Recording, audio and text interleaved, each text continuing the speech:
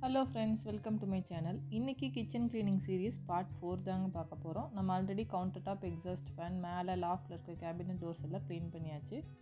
அந்த வீடியோஸோட லிங்க்கெல்லாம் நான் டிஸ்கிரிப்ஷன் பாக்ஸில் கொடுத்துருக்கேன், கண்டிப்பாக செக் பண்ணுங்கள். இப்போ வந்து நம்ம கீழே கிச்சன் கேபினட் டோர்ஸ் இருக்கு இல்லையா, கீழே அதாவது கவுண்டர் டாப் கீழே அதை க்ளீன் பண்ண போகிறோம்.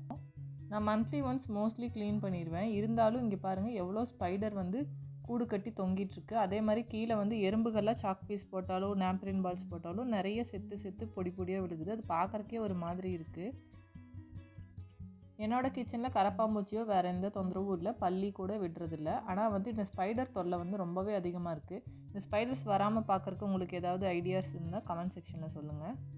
நிறையா எறும்புகள் பாருங்கள் செத்து கிடக்குது. என்னதான் சாக் பீஸ் போட்டு வச்சாலும் போடாமல் வச்சாலுமே உள்ளுக்குள்ளே மேபி அதனால் சர்வைவ் பண்ண முடியலையே என்னமோ கீழே இறந்து ஒரு மாதிரி கிடக்குது. அடிக்கடி ஃப்ரீக்வெண்ட்டாக க்ளீன் பண்ணிகிட்டே தான் இருப்பேன்.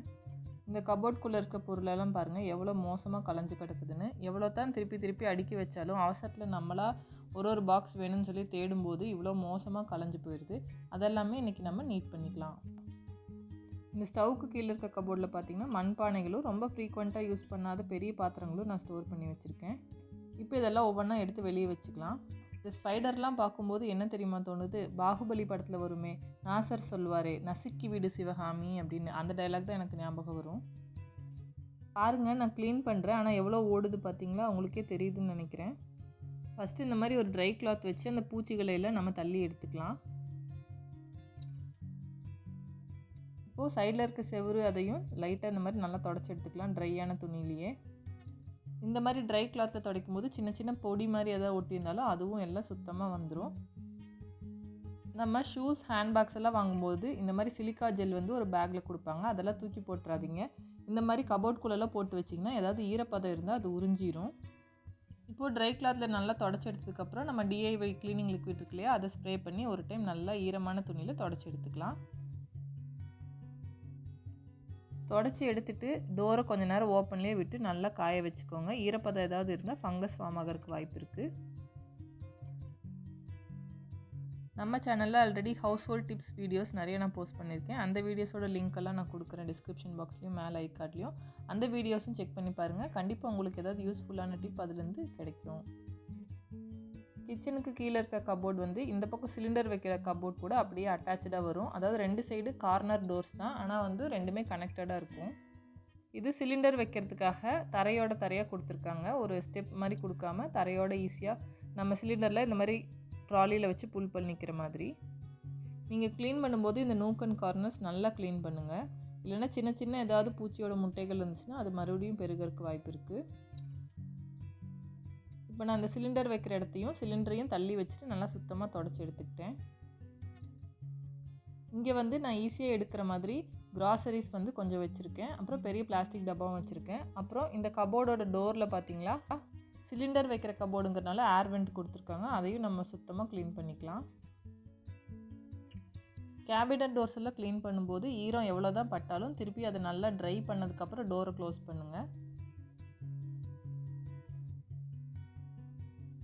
உள்ளே துடைக்கும் போதே கையோட வெளியேயும் நல்லா பளிச்சுன்னு தொடச்சி எடுத்துக்கிட்டேன். ரொம்ப விடாப்பிடியான கரை இருந்தால் ரொம்ப நீங்கள் அழுத்தி தேய்க்கணும்னு அவசியமே இல்லை. நம்ம பாத்திரம் கழுவுற சோப்பு, ஸ்பாஞ்சு வச்சு ஒரு தேய்ச்சிங்கன்னா சுத்தமாக போயிடும். இப்போ டோர்ஸ் எல்லாம் தொடச்சி எடுத்தாச்சு. அதை காயறதுக்குள்ளே நம்ம வெளியே எடுத்து வச்சோம் இல்லையா பாத்திரங்கள், அதை வந்து கொஞ்சம் க்ளீன் பண்ணி எடுத்துக்கலாம். இந்த பாத்திரங்களை நான் எப்போ தேவைப்படுதோ அப்போ எடுத்து நல்லா வாஷ் பண்ணிவிட்டு யூஸ் பண்ணிக்குவேன். இப்போ நம்ம வாஷ் பண்ணி வைக்கிறது வேஸ்ட்டு, திருப்பி பூச்சிகள் ஃபார்ம் ஆகிறதுக்கு வாய்ப்பு இருக்குது. நம்ம சேனலோட பேரே மண்சட்டி டு குக்கர் இல்லையா, மண்சட்டி யூஸ் பண்ணி நிறைய நான்வெஜ் ரெசிபீஸ் நான் போஸ்ட் பண்ணியிருக்கேன். அந்த வீடியோஸ் எல்லாம் நீங்கள் கண்டிப்பாக பார்க்கலன்னா பாருங்கள். பார்த்துட்டு ரெசிபீஸ் ட்ரை பண்ணி பாருங்கள். இந்த டாலான பாத்திரம் பாருங்கள், நான் அமேசானில் வந்து பிரியாணி பாட்டுன்னு சொல்லி ஆர்டர் போட்டேன். நான் ஆர்டர் போட்டது என்னமோ சின்ன சைஸ் தான், அவங்க ரொம்ப பெரிய சைஸ் அனுப்பிட்டாங்க டாலா. சரி பாத்திரம் நல்லா இருக்குதுன்னு வச்சுட்டேன். ஆனால் பார்த்தீங்கன்னா அது வந்து யூஸே ஆகலை ரொம்ப. மேபி நம்ம ஏதாவது அரிசிக்கு இது ஸ்டோர் பண்ணிக்கலாம். ஆனால் வந்து லிட்டும் ஏர்டைட் இல்லாதனால சும்மா நான் பொருள் போட்டு வைக்கிறதுக்கு தான் யூஸ் பண்ணிகிட்ருக்கேன்.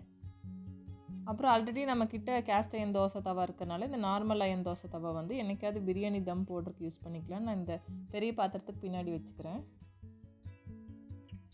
இந்த மாதிரி க்ளீனிங் பண்ணுறதுல இன்னொரு யூஸ்ஃபுல்லான திங் இருக்குது. என்னென்னு பார்த்தீங்கன்னா, தேவைப்படாத பிளாஸ்டிக் கண்டெய்னர்ஸ் நம்ம வந்து திருப்பி யூஸ் பண்ணுவோன்னு வச்சுருக்கக்கூடிய ரீயூசபிள் கண்டெய்னர்ஸ்லாம் கண்டிப்பாக ஒரு நாள் நம்ம யூஸ் பண்ண மாட்டோம். அதெல்லாமும் டீக்ளட்டர் பண்ணிக்கலாம். அந்த கபோர்டெல்லாம் க்ளீன் பண்ணி பாத்திரமெல்லாம் அடுக்கியாச்சு. இப்போ இதில் பார்த்திங்கன்னா நம்ம ரொம்ப ஃப்ரீக்வெண்ட்டாக எடுக்க மாட்டோம், இருந்தாலும் தேவைப்படும், கை கெட்டின தூரத்தில் இருந்தால் நல்லாயிருக்கும்னு நினைக்கக்கூடிய பொருட்கள் வச்சுருக்கேன். இது வந்து ஹாட் பாக்ஸு. இதில் பாருங்கள், நல்லா க்ளீன் பண்ணி ட்ரை பண்ணி வச்சாலும் அந்த எறும்புகள்லாம் இறந்து மேலே கிடக்குது. நம்ம சாமிக்கு பூஜை பண்ணும்போது சமைக்கக்கூடிய கொஞ்சம் குட்டி பாத்திரங்களும் இங்கே ஹேண்டியாக இருக்கட்டும் நான் கிட்ட வச்சுருக்கேன். இப்போ இந்த பாத்திரங்கள்லாம் எடுத்து வச்சதுக்கப்புறம் நம்ம அந்த கபோர்டில் க்ளீன் பண்ணோம் இல்லையா, அதே மாதிரி ஃபஸ்ட்டு ட்ரை கிளாத்தில் நல்லா பளிச்சுன்னு தொடச்சி எடுத்துக்கலாம். இங்கேயுமே எறும்புகள் வந்து நிறைய இருக்குது, உங்களுக்கு தெரியுதான்னு பாருங்கள். நல்லா பளிச்சுன்னு ஒரு தடவை ட்ரை கிளாத்தை தொடச்சி எடுத்துகிட்டு அதுக்கப்புறம் நம்ம ஸ்ப்ரே லிக்விட் யூஸ் பண்ணி க்ளீன் பண்ணி சுத்தமாக காய வச்சு எடுத்துக்கலாம்.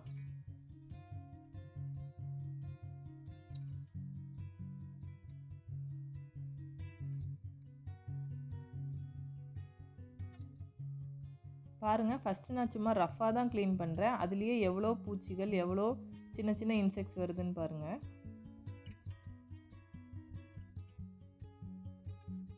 இப்போ நான் வெட் வைப் வச்சு தொடச்சி எடுத்துக்கிறேன்.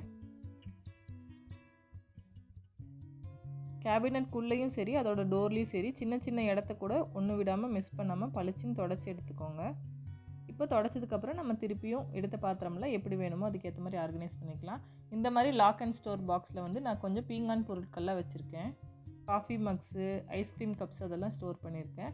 அப்புறம் இந்த உப்பு ஜாடியெல்லாம் வந்து நான் ஆசைக்கு வாங்கினேன், கொஞ்ச நாள் யூஸ் பண்ணேன். அது என்னதான் ஏர்டைட் இல்லாதனால பார்த்திங்கன்னா புளியெல்லாம் போட்டு வச்சா சின்ன சின்ன அந்த பூச்சிகள்லாம் நிறைய ஃபார்ம் ஆகிக்குது. அதனால் இப்போதைக்கு இருக்கட்டுமே நான் எடுத்து வச்சுட்டேன். இந்த ஸ்கொயர் பக்கெட்டில் பார்த்திங்கன்னா நம்ம வெளியே எங்கேயாவது போகும்போது எடுத்துகிட்டு போவோம் இல்லையா வாட்டர் பாட்டில்ஸ், அதெல்லாம் நான் போட்டு இந்த கேபினெட்டில் கொஞ்சம் ஸ்பேஸ் இருக்கிறனால நான் இங்கே வச்சுக்கிறேன். ஈஸியாக இழுத்து பசங்களும் வேணும்னா ஈஸியாக எடுத்துக்குவாங்க, அதுக்காக நான் இங்கே வச்சுக்கிறேன். இப்போது நம்ம அந்த கபோர்டையும் ஃபுல்லாக கம்ப்ளீட்டாக தொடச்சாச்சு. பாருங்கள், நான் இந்த மாதிரி ஆர்கனைஸ் பண்ணியிருக்கேன். வேண்டாங்கிற பொருளையும் நான் கொஞ்சம் டீக்ளட்டர் பண்ணிட்டேன். கீழே இருக்க இந்த கண்டெய்னர்ஸ் எல்லாம் வந்து நாய்க்கு ஏதாவது சாப்பாடு வைக்கலான்னு நான் எடுத்து வைப்பேன். அதெல்லாம் இப்போ தனியாக நம்ம எடுத்து வச்சுக்கலாம். வாட்டர் ஃபில்டர்லேயே டைரெக்டாக யூஸ் பண்ணிக்கிறனால, அதே மாதிரி வாட்டர் பாட்டில்ஸ் யூஸ் பண்ணுறதுனால இந்த தண்ணி பிடிச்சி வைக்கிற குடம் இப்போதைக்கு தேவைப்படல, அதனால நான் உள்ளே வச்சுருக்கேன். இந்த பெரிய பாத்திரத்தில் கொஞ்சம் எக்ஸ்ட்ரா டிஃபன் பாக்ஸஸும் வச்சுருக்கேன். இப்போ இந்த கபோர்ட் ஃபுல்லாக நான் க்ளீன் பண்ணி முடிச்சாச்சு. அடுத்தது மிடில் ஒரு கபோர்ட் இருக்குது. அதில் வந்து பார்த்திங்கன்னா நான் ரெகுலராக அந்த யூஸ் பண்ணுறதுனால அப்பப்போ க்ளீன் பண்ணிடுவேன். அதை வந்து ஒன்றும் மேஜராக க்ளீன் பண்ண வேண்டிய அவசியம் இல்லை இப்போதைக்கு. இல்லை குக்கரு, சாப்பர் அதெல்லாம் வச்சுருக்கேன். இந்த அடிக்கடி எடுக்கிறதுனால இந்த கபோர்ட் கொஞ்சம் க்ளீனாக தான் இருக்குது. அடுத்தது 2 புல் அவுட் ட்ராயர் இருக்குது. இந்த ட்ராயரில் வந்து பார்த்திங்கன்னா மேலே டிஃபன் பாக்ஸஸ் டெய்லி ஸ்கூலுக்கு யூஸ் பண்ணக்கூடிய டிஃபன் பாக்ஸ், யாருக்காவது கொடுக்குற டிஃபன் பாக்ஸ் எல்லாம் அரேஞ்ச் பண்ணி வச்சேன். அதையும் நான் க்ளீனாக தொடச்சி அடுக்கிட்டேன். கீழே பார்த்திங்கன்னா கீழே கொஞ்சம் பெரிய சைஸ் ட்ராயர் இருக்குது. அதில் வந்து என்னைக்காவது தேவைப்படக்கூடிய ஐட்டம், கொஞ்சம் நான்ஸ்டிக் பாத்திரம் அது இதெல்லாம் இருக்குது. இந்த பாத்திரம் பார்த்திங்கன்னா ஓரளவுக்கு யூஸபிள் கண்டிஷனில் தான் இருக்குது. ஆனால் இது பாருங்கள் ரொம்பவே மோசமாக இருக்குது. இதை வந்து நான் டிஸ்போஸ் பண்ணிக்கிறேன். இப்போ எல்லா பாத்திரத்தையும் வெளியே எடுத்து வச்சுட்டு நம்ம பளிச்சுன்னு அந்த சின்ன சின்ன கம்பியெல்லாம் க்ளீன் பண்ணிக்கலாம்.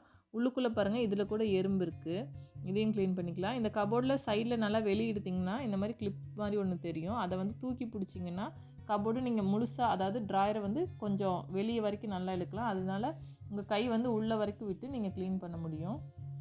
இப்போது இந்த ட்ராவில் வந்து சப்பாத்தி மாவு பிணையறதுக்காக கிரைண்டரில் அட்டாச்மெண்ட்ஸ் கொடுப்பாங்க இல்லையா, அது எக்ஸ்ட்ரா பிளேட்ஸு, யாராவது கெஸ்ட் வந்து சர்வ் பண்ணக்கூடிய பெரிய சைஸ் பிளேட்ஸு அதெல்லாம் நான் வச்சுருக்கேன். சர்விங் ட்ரேஸில் இந்த மாதிரி கீழே வைக்கும்போது நம்ம டக்குன்னு எடுத்து யூஸ் பண்ணுவோம். மேலே எங்கேயாவது தூரமாக வச்சோம்னா நம்ம எடுக்கிறக்கே மறந்துடுவோம். இந்த ஸ்ட்ரெயினர் இதெல்லாம் நம்ம அரேஞ்ச் பண்ணியாச்சு. இந்த பொங்கலுக்கு என்னோடய கிச்சனை பளிச்சுன்னு உங்கள் கூட சேர்ந்து க்ளீன் பண்ணியாச்சு. உங்களுக்கு இந்த வீடியோஸ்லேருந்து நிறைய யூஸ்ஃபுல்லான டிப்ஸ் அண்ட் ட்ரிக்ஸ் வந்து தெரிஞ்சிருக்கும்னு நினைக்கிறேன். உங்களுக்கு இந்த வீடியோ பிடிச்சிருந்தா மறக்காமல் லைக் பண்ணுங்கள், கமெண்ட் பண்ணுங்கள், அப்படியே ஷேர் பண்ணிவிட்டு சப்ஸ்கிரைப் பண்ணிக்கோங்க. உங்கள் ஆதரவு எனக்கு கண்டிப்பாக வேணும். தேங்க்ஸ் ஃபார் வாட்சிங்.